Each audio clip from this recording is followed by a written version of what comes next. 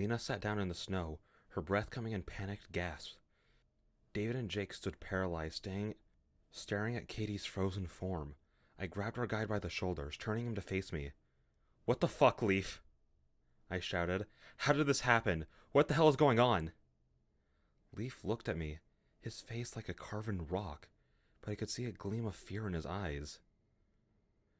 "I don't know," he replied, almost whispering, "but we must return. We have to get out of here." "What, and leave Katie behind?" said David incredulously. "You can't be serious."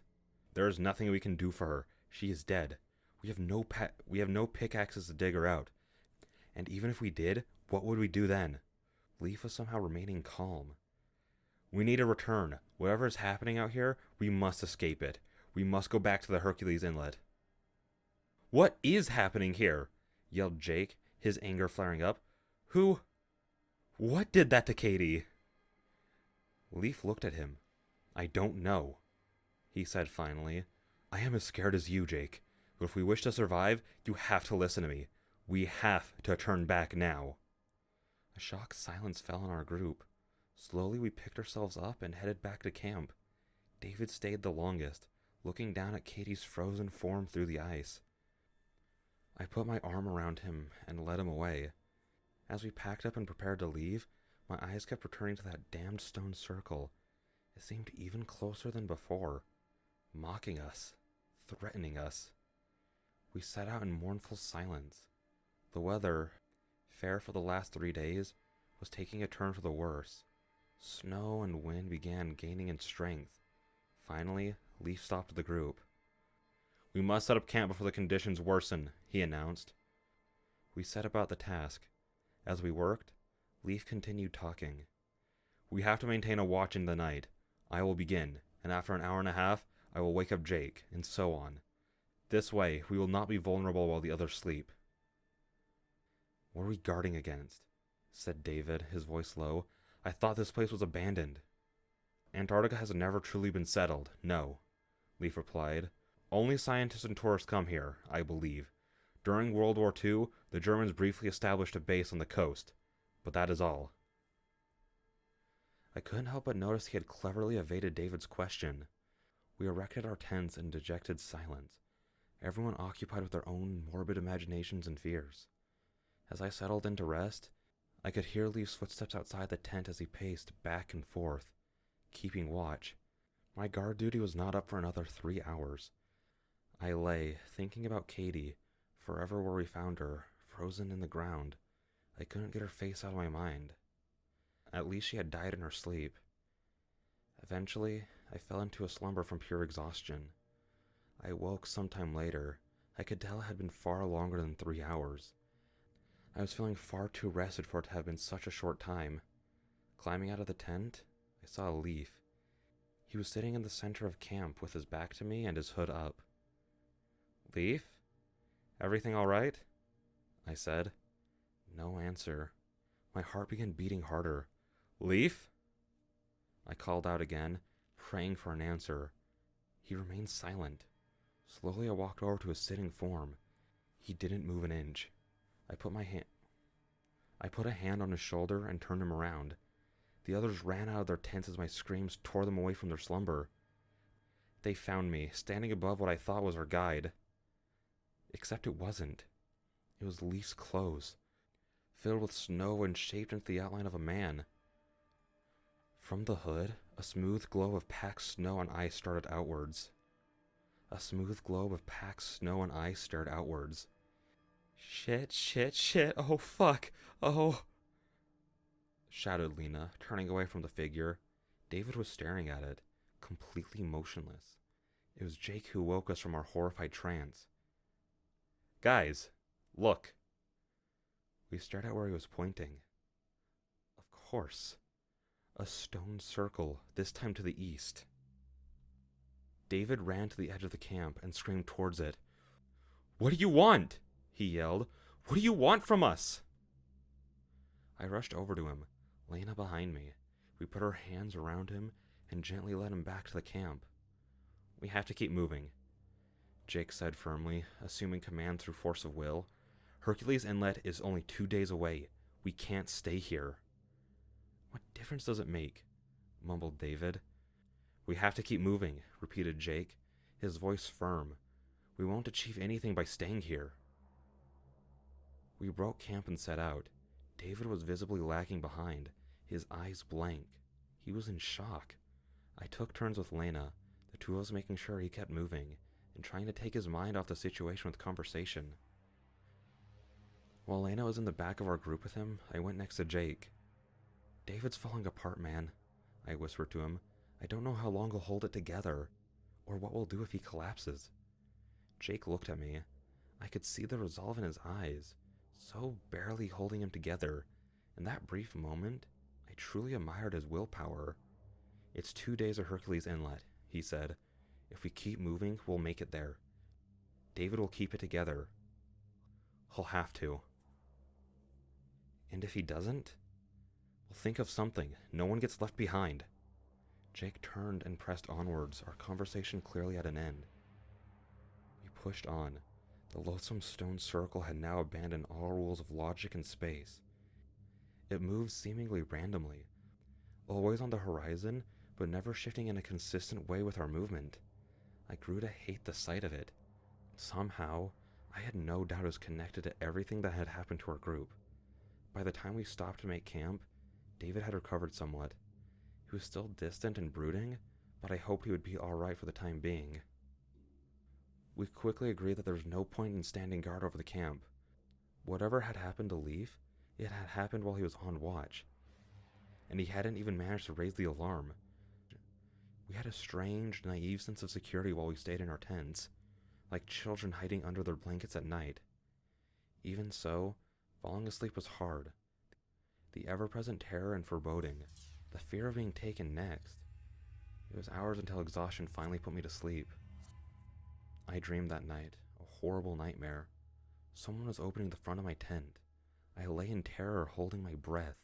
The zipper went down, a grasping hand grabbed my legs and pulled me, kicking and screaming into the snow outside. A dark hooded figure stood above me.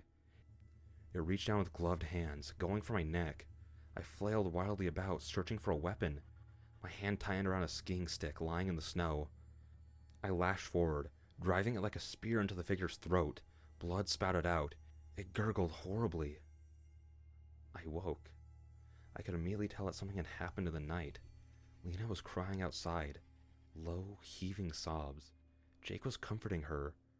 Silently, dejectedly, I climbed outside. David?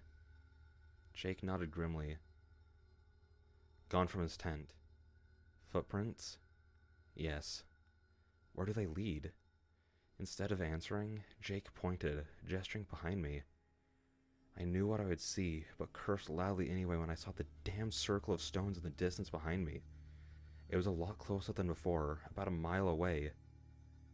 We should go check it, Jake said, although I could tell he didn't expect to find anything good. He may still be alive. We didn't break camp before setting out. I think there was a slight hope shared among us that if we hurried, we would find David, and he would somehow be alive.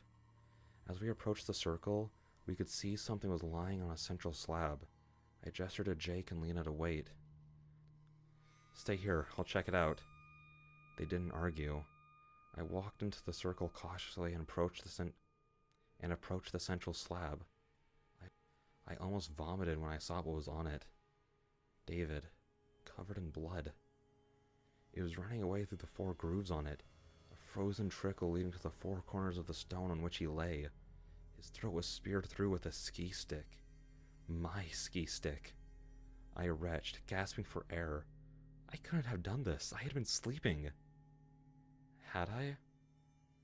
Was it a dream? Was I sleeping? I stumbled back to the others. Lena saw my expression and her face fell. David, is he dead? I said hoarsely. I wish we had cried. I wish we had mourned our dead friend like people should. But no tears would come, no deep sorrow. Only emptiness inside our souls. I think that we were all too numb, too shocked to process the situation enough for an actual reaction. Some leftover survival instincts or self-preservation force kept us moving. We packed up our tents and left. It was some 4 hours into the journey when Jake stopped us. "Guys, look. What is that?" We turned, half expecting to see another stone circle. Instead, we saw a small, square building rising from the snow. It seemed uncannily out of place in the frozen expanse, like it had been dropped here by accident. Do you think we should go check it out?" whispered Lena. "It's not a stone circle. That's gotta mean something," Jake said. "We should have a look at least." "What do you think it could be?" I asked. Jake shrugged. "Science base, maybe? There might be people there. Maybe they can help us. Maybe they know what's going on out here." We set out towards the building. The closer we got, the clearer it became that it hadn't been used in a long while. Its cement walls were smooth and half snowed under. Its iron door hung on its hinges, rusted and ajar. "I guess Leaf was right when he told us about the Germans," said Lena, pointing at the door. Impressed on it in fading paint was a large black swastika above the words Anna Nerby. I whistled under my breath. "So what is this? Secret Nazi base?" "I thought they only had a small one on the coast," said Jake. "Doesn't seem like it," I answered. "Do you think we should go inside?" We were quiet for a few seconds, weighing our options. Lena finally answered. "Yes, maybe we can find some answers down there. Or a weapon, or something helpful." The door swung open with a resounding creak, and we crept slowly inside, into the dark and the cold. The passage led downwards, seemingly cut into the ice itself. We found the first body in minutes. It had been preserved by the cold. A young man dressed in a dark military uniform. He gripped a pistol in his hands, and a bullet wound marked the side of his head. Next to it lay a battery-powered light, which Jake picked up and tested. Somehow it still worked, casting a slim, flickering ray of sickly yellow light throughout the tunnel. More bodies, lying everywhere, all of them gripping guns with bullet wounds through their heads. I shivered. What the fuck happened here? Jake swallowed audibly. "I don't know. Looks like some sort of mass suicide." We continued down the passage. Doors led off to the sides of it, opening up into rooms filled with antiquated machinery and workstations. There were also several libraries, much to our surprise. At the end of the corridor was a large iron door, much heavier than the others. We stopped in front of it for a second, apprehensive and fearful. Lena broke our reverie. "Oh, to hell with it," she said, leaning forward and pulling on the door. It bulged open with a loud screech. Jake shone the light into the room beyond. We squinted into the dark, looking upon a massive chamber, tens of meters wide and deep. My heart dropped when I saw what it contained. "Is that what I think it is?" asked Jake hoarsely. I nodded grimly. Before us, dominating the center of the room, lay a massive circle of gray stones.